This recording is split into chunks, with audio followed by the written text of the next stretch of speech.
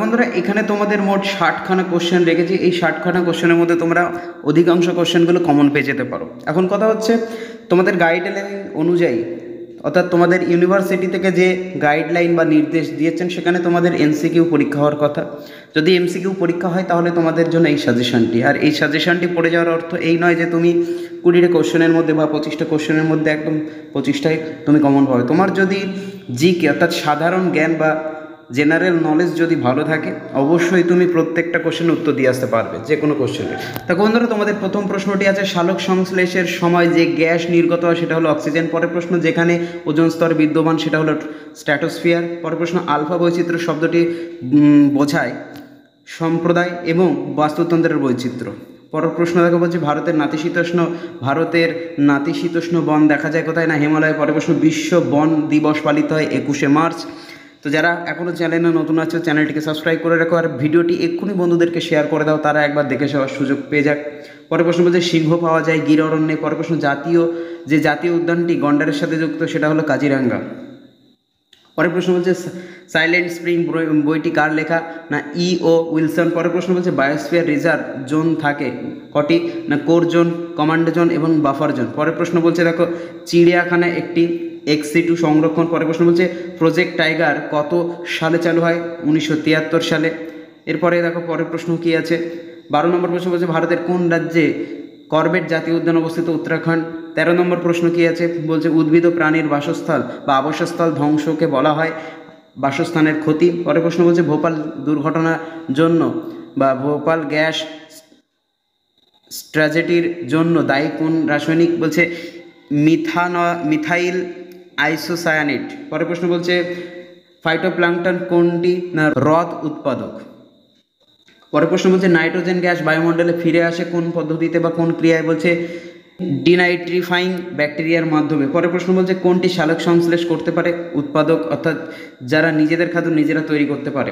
পরের প্রশ্ন বলছে, ভারতীয় পার্লামেন্ট জীববৈচিত্র্য বিল পাস করে 2002-এ। ইউএনসিইডি কি? বলছে United nation conference on environmental and development, অর্থাৎ যেটাকে বাংলায় বলা হচ্ছে পরিবেশ ও উন্নয়ন বিষয়ক জাতিসংঘের সম্মেলন। পরের প্রশ্ন বলছে, বিশ্ব পরিবেশ দিবস 5ই জুন। এরপরের প্রশ্ন দেখো কী আছে, নর্মদা বাঁচাও আন্দোলন নির্মাণের সঙ্গে যুক্ত বা জড়িত হলো সর্দার সরোবর বাঁধ। পরের প্রশ্ন বলছে, ভারতে পরিবেশ সুরক্ষা আইন কত সালে প্রণীত হয়? 1986-তে। পরের প্রশ্ন বলছে, যে বইতে বিপন্ন প্রজাতির নাম লেখা থাকে সেটা হলো রেড ডাটা বুক। পরের প্রশ্ন, কঠিন বর্জ্য থেকে রোগ হয় ক্যান্সারে। এই কোশ্চেনের উত্তরটা একটু সংশয় আছে, তোমরা একটু ভালো করে দেখে নেবে এটা। পরের প্রশ্ন বলছে, রামসর শব্দটি কোনটির সঙ্গে যুক্ত? না জলাভূমি। পরের প্রশ্ন বলছে, একটি ইনস্টিটিউট সংরক্ষণ হলো জাতীয় উদ্যান। পরের প্রশ্ন, পশ্চিমঘাট পর্বত একটি বিখ্যাত জীববৈচিত্র্য হটস্পট। এরপরে 28 নম্বর প্রশ্ন বলছে, একটি খাদক হলো সিংহ, বাঘ ইত্যাদি। এগুলো তোমরা সাধারণত জানো। আবারও বলছি, যাদের সাধারণ জ্ঞান বা জেনারেল নলেজ ভালো, তারা কিন্তু এই পরীক্ষাটি খুব ভালোভাবে দিতে পারবে। পরের প্রশ্ন বলছে, গ্রিন হাউস গ্যাস। পরের প্রশ্ন কি বললাম? গ্রিন হাউস গ্যাস CFC-CO2, যেটি নয় সেটা হলো নাইট্রোজেন N2। পরের প্রশ্ন বলছে, বন্যপ্রাণ সংরক্ষণ আইন প্রণীত হয় 1972 সালে। এরপরে দেখো 31 নম্বর প্রশ্ন কি আছে সেখানে, বলছে ইকোলজি শব্দটি প্রথম ব্যবহার করেন আর্নেস্ট হেগেল। পরের প্রশ্ন বলছে, মিথেন গ্যাসের উৎস হলো জলাভূমিতে থাকা অণুজীবের শ্বসন, অর্থাৎ ধানের জমিতে মিথেন গ্যাস তৈরি হয়ে থাকে। পরের প্রশ্ন বলছে, বায়ুতে কার্বন ডাইঅক্সাইড বা CO2 হলো 0.03। পরের প্রশ্ন বলছে, CFC নির্গত হয় রেফ্রিজারেটর থেকে, ফ্রিজ, এসিড এই সমস্ত মেশিন থেকে নির্গত হয়। পরের প্রশ্ন, প্রসম জলীয় বা পানীয় জলের pH কত? না 7। পরের প্রশ্ন বলছে, বাস্তুতন্ত্রের শক্তির একটি উৎস হলো সূর্য বা প্রধান বলা যায়। পরের প্রশ্ন বলছে, বন্যপ্রাণী সপ্তাহ পালিত হয় 1 অক্টোবর থেকে 7ই অক্টোবর পর্যন্ত। এরপরে আছে 38 নম্বর প্রশ্ন কি আছে না, ভোপাল গ্যাস দুর্ঘটনা ঘটে 1984-তে, গঙ্গা অ্যাকশন প্ল্যান গৃহীত হয় 1986-তে। এরপরে দেখো আরও প্রশ্ন আছে, বলছে জাপানে পারমাণবিক বিস্ফোরণ ঘটে 1945-এ। একটি অপ্রচলিত শক্তি হলো সূর্যরশ্মি একটি অপরিচালিত শক্তি। পরের প্রশ্ন বলছে, বায়ুমণ্ডলের সর্বাধিক স্তর স্ট্র্যাটোস্ফিয়ার। এরপরে 43 নম্বর প্রশ্ন বলছে, বায়ুতে নাইট্রোজেনের পরিমাণ অর্থাৎ N2 হলো 78% বা শতাংশ। এরপরে দেখো আরও প্রশ্ন আছে। তো বন্ধুরা, তোমাদেরকে বলেছিলাম মোট 60টি কোশ্চেন থাকবে, তো 60টি প্রশ্নই আছে। বলছে নর্মদা বাঁচাও আন্দোলনের নেতা হলো মেধা পাটেকার। পরের প্রশ্ন বলছে, বায়ুঘটিত রোগ হলো ইনফ্লুয়েঞ্জা, জলবসন্ত ইত্যাদি।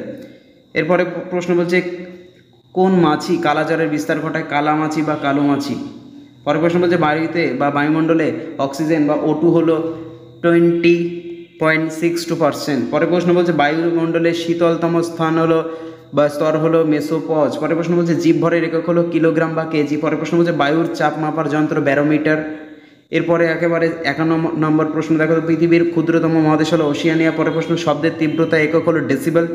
73 নম্বর শব্দের সহনশীলতার মাত্রা হলো 60, অর্থাৎ এই 60 ডেসিবেলে যদি কোনো শব্দ শোনা হয় তাহলে তার কোনো ক্ষতি হয় না বা কোনো জীব প্রাণীর কোনো ক্ষতি হয় না। এরপরে দেখো আছে পরের প্রশ্ন, ধোঁয়াশা সৃষ্টির জন্য দায়ী অন্যতম গ্যাস হলো কার্বন মনোক্সাইড। পরের প্রশ্ন বলছে কোষের শক্তিকর বলা হয় মাইটোকন্ড্রিয়া ফ্যাক্টরি, সেটা হলো রাইবোজোম। 57 নম্বর বলছে তামাকজাত উৎপাদনে নেশা হওয়ার কারণ হলো নিকোটিন। পরের প্রশ্ন প্রজেক্ট টাইগার কত সালে? 1973। কত সালে প্রথম মিনামাটা রোগটা দেখা যায়? 1955-তে। এবং শেষ প্রশ্ন হলো তোমাদের এখানে জন্মহার ও মৃত্যুহারের অনুপাতকে বলা হয় ইন্ডেক্স। তো এই প্রশ্নগুলো পড়ে গেলে আশা করছি এখান থেকে তোমরা 7-8টা কোশ্চেন বা 10-12টা কোশ্চেন পেয়ে যেতে পারো। তো বন্ধুদেরকে এখনই শেয়ার করে দাও, চ্যানেলে নতুন হয়ে থাকলে চ্যানেলটিকে সাবস্ক্রাইব করে রেখো।